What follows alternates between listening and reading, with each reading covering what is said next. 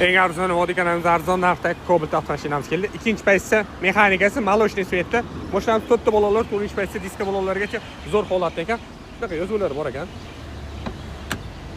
Mashinamiz 2013-yil 470 ming probekda, avtomalar zo'r holat. Salonlari o'ta akkuratniy ekan. Toza chexollar, barlar, ekor ko'ringlar, propan gaz balonlar uchun qo'shgan baton uchli.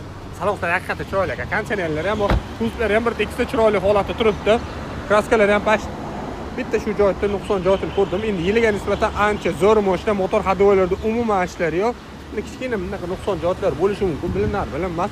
Bitta shu kapot ustiga nimadir tushgani uchun kapot septirib olishgan ekan, lekin ichlarga umuman o'tmagan. Egalariga pul zarurligidan sotibdilar. Motor hadovoy korobkalarda umuman ishlari yo'q. O'zlari meni yurgan mashinalari pul zarurligi uchun aytdilar. Narxi ham yaxshi narx bo'ldi. Mashinamizga keyin davriy safon xohlagan hujjat bo'ladi. Eng arzon vodikanamizda mashinamiz $5500